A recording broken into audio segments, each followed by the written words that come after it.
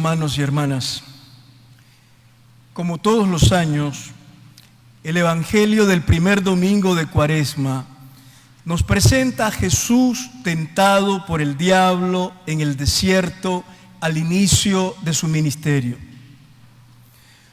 Como todos los hombres, también Jesús sufrió la tentación, sintiéndose seducido por una voz distinta a la de Dios, que lo incitaba a apartarse de su voluntad y a seguir otros caminos aparentemente más razonables y eficaces. En el desierto, Jesús afirmó su obediencia filial al Padre y rechazó la tentación de adoptar una misión mesiánica caracterizada por la satisfacción de sí mismo, la autosuficiencia y la búsqueda de gloria y de poder. También nosotros somos tentados continuamente. La tentación es ese momento en que misteriosamente nos sentimos atraídos, seducidos por lo que puede dañar nuestra vida, dañar la vida de los demás y alejarnos de Dios. En la tentación vivimos el difícil momento de elegir entre lo bueno y lo malo, pero también entre lo que daña y hace bien, entre lo humano y lo deshumano. En la tentación, el mal se presenta atractivo y con apariencia de bien, por lo que para salir airoso de la tentación es necesaria una gran dosis de discernimiento y de lucidez espiritual. Por esto mismo, la tentación es también una experiencia que nos puede ayudar a madurar como seres humanos. Siempre la tentación es una ocasión propicia para ejercer nuestra libertad, rechazar el mal y reafirmar los grandes valores y opciones que configuran nuestra vida. Las tentaciones de Jesús no fueron un simple episodio de su vida al inicio de su ministerio, sino una experiencia con la que tuvo que enfrentarse continuamente. La tentación que sufrió Jesús a lo largo de su vida hasta la cruz es la tentación fundamental, la más dura y decisiva, la tentación de ser y de actuar de un modo distinto al que Dios le pedía. El Evangelio de Lucas hoy nos ayuda a entender las tentaciones de Jesús, que también son las nuestras. En la primera tentación, Jesús siente hambre después de ayunar 40 días y el diablo le sugiere que, siendo hijo de Dios, transforme en pan las piedras del desierto, que se aproveche de su condición para beneficio propio. El pan es bueno y hasta necesario para vivir. Sin embargo, querer obtenerlo a toda costa, solo para sí mismo y solo para saciar la propia hambre, nos hace daño y hace daño a los demás. El pan es para provecho de todos, no solo para una persona. Jesús responde con una frase bíblica del libro del Deuteronomio: no solo de pan vive el hombre. Jesús no cede a la tentación de dejarse llevar por el instinto y el deseo de poseer. En vez de comer pan, Jesús prefirió hacerse pan para provecho de todos, hasta dar la propia vida.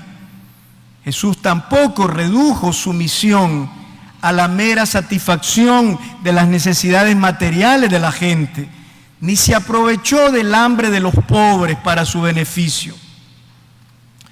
Los seres humanos nos hacemos daño y dañamos las relaciones con los demás, cuando nos aprovechamos de cualquier circunstancia para satisfacer nuestros instintos y deseos egoístas. Estropeamos la vida cuando somos capaces de hacer cualquier cosa con tal de obtener un beneficio personal y poseer algo que anhelamos. Nunca llegaremos a ser humanos ni felices convirtiendo las piedras en pan. Nunca llegaremos a ser humanos ni felices si nos aprovechamos en modo egoísta de las personas y de las cosas. Si tenemos el corazón esclavo del deseo de poseer y poseer más. Y si vivimos de espaldas a la generosidad y a la comunión. En la segunda tentación, el diablo lleva a Jesús a un lugar alto y le muestra el poder y la gloria de todos los reinos del mundo, diciéndole que le pertenecen a Él y que se los puede dar con la condición de que se postre y lo adore. Jesús resiste a la tentación y responde de nuevo con un texto de la Biblia, también del libro del Deuteronomio. Adorarás al Señor tu Dios y solo a Él darás culto. Jesús no está dispuesto a doblegarse ante el poder y ante la gloria que el diablo le ofrece, pues lo único que Jesús desea es hacer la voluntad del Padre, a través del servicio humilde y su amor sin límites por la humanidad. Jesús no concibe su misión como una conquista destinada a reunir un grupo de creyentes a quienes someter. Jesús no ha venido para dominar, sino para servir y dar la vida por todos. El deseo de imponernos y dominar está presente en todos los seres humanos. Es grande la tentación de someter, de tener a los demás debajo de nosotros, de que prevalezca lo que pensamos y de que todos obedezcan a nuestros deseos. Nadie se hace humano y feliz con estos sentimientos. Jesús nos enseñó que es grande el que sirve, el que se abaja por amor a los demás. A nivel social, el poder es un ídolo mortífero, delante del cual los tiranos se postran y le ofrecen sacrificios humanos como a un Dios, ya sea emprendiendo criminales guerras de invasión a otros pueblos o imponiendo regímenes de terror sobre sus propios pueblos. El diablo le revela a Jesús algo muy importante, que el poder, la riqueza y la gloria mundana son suyas del diablo y que Él las da a quien lo adora.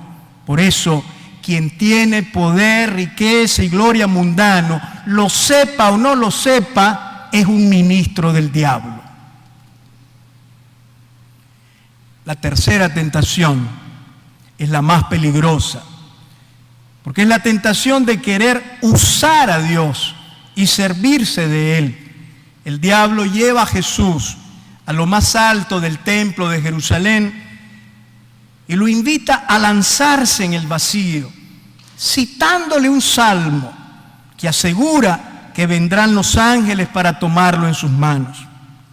El diablo le sugiere a Jesús realizar una acción espectacular en la que Dios se ponga a su servicio, de tal manera que la gente lo siga y crea en Él.